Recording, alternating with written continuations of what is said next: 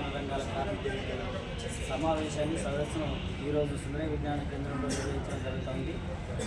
ముఖ్య ఉద్దేశం గతంలో అనేకమైనటువంటి సమస్యలను ఈ ప్రభుత్వాలు పరిష్కరించకపోవడం, భవన నిర్మాణ రంగాల కార్మికులకు సంబంధించినటువంటి వెల్ఫేర్ బోర్డును ప్రైవేట్ పరం చేస్తామనేటువంటి పద్ధతి, ప్రైవేట్ ఇన్సూరెన్స్ కంపెనీల వాళ్ళకి ఇచ్చేసి చేతులు దుప్పుకుంటాం అనేటువంటి పద్ధతిలో ఇవాళ కాంగ్రెస్ ప్రభుత్వం ఉన్నది.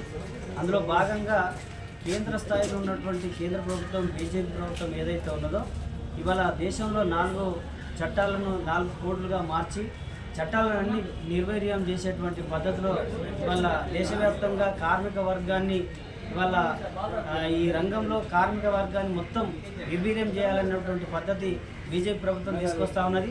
దీనికి వ్యతిరేకంగా 20వ తారీఖు నాడు దేశవ్యాప్తంగా సార్వత్రిక సమ్మెను నిర్వహించడంలో భాగంగా మొత్తం భవన నిర్మాణ రంగాల కార్మికులు, ట్రేడ్ యూనియన్లు మొత్తం అన్ని యునైటెడ్గా పెద్ద ఎత్తున ఆ ఉద్యమంలో పాల్గొనడానికి సిద్ధమవుతున్నాం అనేది సందర్భంగా గుర్తు చేస్తా ఉన్నాం.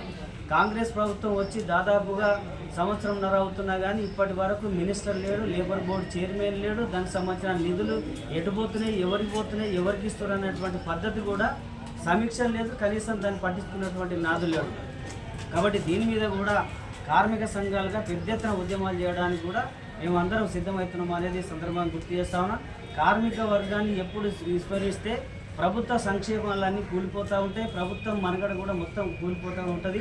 కాబట్టి కార్మిక వర్గాన్ని దృష్టిలో పెట్టుకొని కార్మిక వర్గంలో ఉన్నటువంటి ప్రతి ఒక్కరిని ఆదుకోవాల్సిన అవసరం ఉన్నది. అట్లా ఆదుకోకపోతే పెద్ద ఎత్తున ఉద్యమాలు చేయడానికి మేమైతే సిద్ధమవుతాం అనేది సందర్భంగా గుర్తు చేస్తా ఉన్నాం.